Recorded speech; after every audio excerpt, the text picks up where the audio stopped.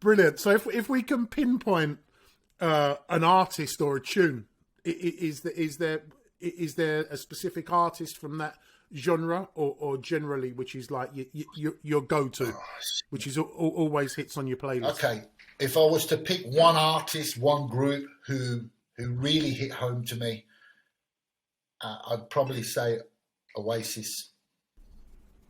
Well, okay. So I saw them several times, inside and outside. I remember seeing them at Finsbury Park.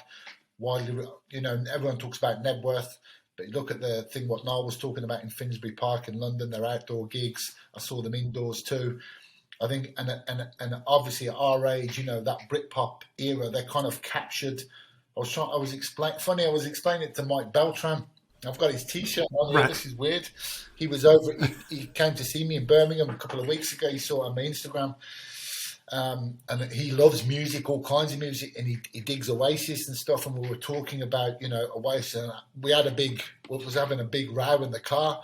He said like it was a laugh. His missus was in the back. He said, "Oh yeah, he said, I like U2. I said, yeah, and it wasn't really my thing, this, that, and the other. And he's going, yeah, U2 is way better than Oasis. So I stopped the car, went, what the fuck did you just say? He's going, oh, yeah, U2, wait. And I went, Mike, stop right there. I said, you can't say that. And we had this back and forth. It was really funny. His missus is laughing in the back. And I'm saying to him, it's two different things. Oasis, do you remember, obviously, it was Oasis and Blur, right? Yeah. Well, we actually worked with, I don't know if you remember, there was a big thing with Oasis and Blur. They actually played in a charity football event way back then, and there was a big PR. There was a big PR thing about them playing against each other. Yeah. It's called the Celebrity Soccer 6, and it was actually a friend of Paul Alderson and mine what promoted that event.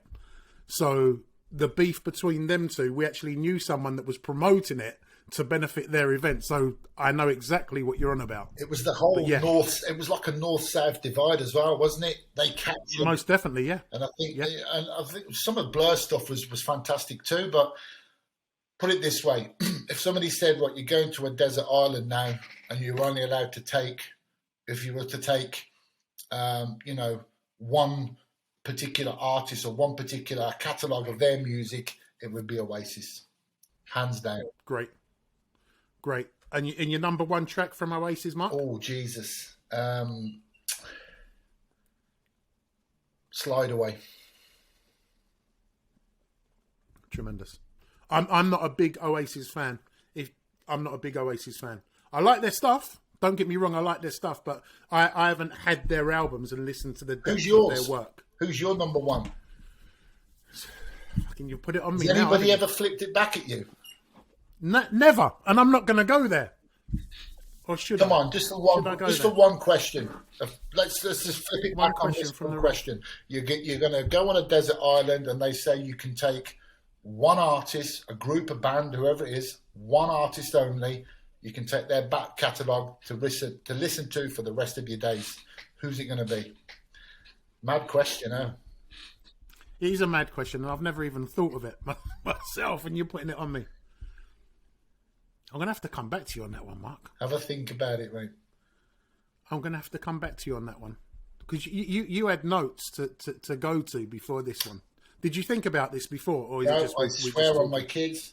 Andreas sent me the, what do you call it? And I was kind of thinking a little bit. But even when I was talking, I was convinced. I was saying about if you're pushing me into a genre of music where I had the most fun, the most memories and time, it was the, rave scene, house scene. But then I remember coming out of that, and Oasis were right there. They were right there. So, and then I think it kind of hit home. That's the question to ask somebody. Who is it? I think, you know what? I think I'm going to go there. And my upbringing was very so. I've had this conversation with a lot of my friends. We're exactly the same age. So you get to that age where you start to choose your friends because of where they're going and the music. And you actually feel torn sometimes because you've got one lot of mates going down this musical road and then another lot of mates going down that musical road at that time, our age group.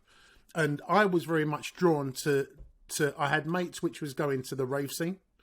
the hardcore raves. Like down in London, there was a big gig called Telepathy, which was 10 minutes up the road from where I lived, and every man and his dog was there, as you say, experimenting in their teenage years. Their recreational activities. Their recreational activities. I don't know what they was doing. And then the other side was like musical snobbery. And one of my best friends growing up was a renowned DJ now, Colin Francis. And it was R&B and hip hop. And we actually played in a sound system together from young.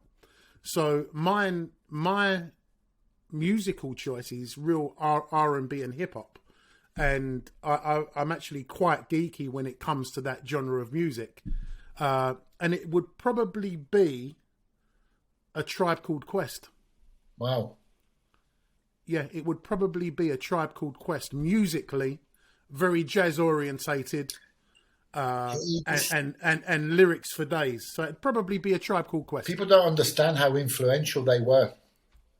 Oh, amazing! If you ever get to see the documentary on them on Netflix, I don't know if it's on Netflix anymore, but the documentary on A Tribe Called Quest is unbelievable. I'll search that out. Yeah, it beats, rhymes, and something. But the I don't think it is actually on Netflix, Mark. It may be on something else, but yeah, I'll get it over to you and I'll put it out on our social media. But yeah, I'd probably go Tribe Called Quest. So we're at different ends of the musical spectrum at the same age, rock to hip hop, but still a lot of synergy between both of them. Massive, mate. Yeah, massive.